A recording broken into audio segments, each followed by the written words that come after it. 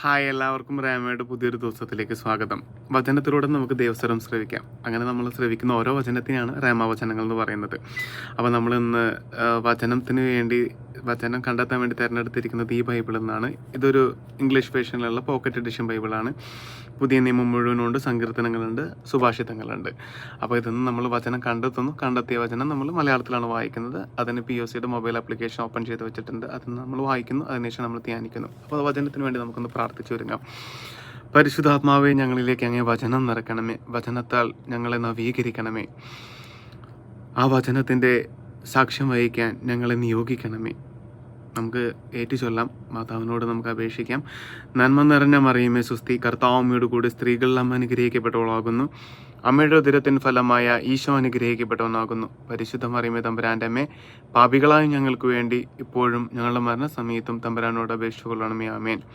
വചനത്തിൻ്റെ അമ്മയായ മറിയമേ, ഞങ്ങളിൽ വചനം നിറയാൻ അമ്മ അപേക്ഷിക്കണമേ.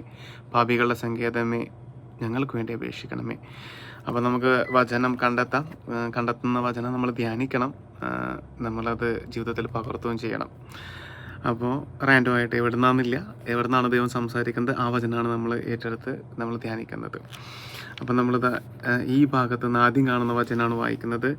അപ്പോൾ മത്തായി എഴുതിയ സുവിശേഷത്തിൻ്റെ 16-ാം അധ്യായത്തിലെ 2-ാമത്തെ വാക്യം. മത്തായി എഴുതിയ സുവിശേഷത്തിലെ 16-ാം അധ്യായത്തിൻ്റെ 2-ാമത്തെ വാക്യം. അവൻ പ്രതിവചിച്ചു, വൈകുന്നേരം നിങ്ങൾ പറയുന്നു, ആകാശം ചെമ്മന്നിരിക്കുന്നു, കാലാവസ്ഥ പ്രസന്നമായിരിക്കും. അടുത്ത വചനം കൂടി വായിക്കാം. രാവിലെ നിങ്ങൾ പറയുന്നു, ആകാശം ചെമ്മന്ന് മൂടിയിരിക്കുന്നു, ഇന്ന് കാറ്റും കോളും ഉണ്ടാകും.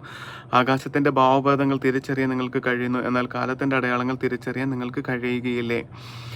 ഇത് രണ്ടും പറയുന്നത് ആകാശം ചെമ്മന്നിരിക്കുന്നു എന്നാണ്. അപ്പോൾ രണ്ട് സമയത്ത് ഇത് രണ്ട് കാര്യങ്ങളായിട്ടാണ് സംഭവിച്ചത്. വൈകുന്നേരം നിങ്ങൾ പറയുന്നു ആകാശം ചെമ്മന്നിരിക്കുന്നു എന്ന് പറയുമ്പോൾ കാലാവസ്ഥ പ്രസന്നമായെന്നും, പിന്നെ രാവിലെ ഈ ആകാശം ചെമ്മന്ന് മൂടിയിരിക്കുന്നത് കാറ്റും കോളും ഉണ്ടാകും എന്നുള്ള കാര്യത്തിലാണ്. രണ്ടും ഒരേ കാര്യമാണ് നമ്മൾ കാണുന്നത്. അതായത് ഒരേ അടയാളമാണ് കാണുന്നത്, പക്ഷെ അതിന് ശേഷം ഉണ്ടാകുന്ന അതിൻ്റെ തുടർച്ചയായ കാര്യങ്ങൾ വ്യത്യസ്തമായിരിക്കും. അപ്പോൾ നമുക്ക് ആ ഒരു കഴിവ് നമുക്ക് എന്തുകൊണ്ട് നമ്മുടെ ജീവിതത്തിൽ നമ്മളൊന്ന് പിന്തിരിഞ്ഞ് നോക്കുമ്പോൾ നമുക്കുണ്ടായ ചിലപ്പോൾ നഷ്ടങ്ങളുടെയോ അല്ലാന്നുണ്ടെങ്കിൽ നമ്മുടെ എന്തെങ്കിലും ദൈവാനുഗ്രഹത്തിൻ്റെ കുറവുകളെ നമുക്ക് എന്തുകൊണ്ട് കണ്ടെത്താൻ പറ്റണില്ല. അപ്പോൾ നമുക്ക് കണ്ടെത്താൻ പറ്റാത്തത് നമ്മൾ ശ്രദ്ധിക്കാഞ്ഞിട്ടാണ്.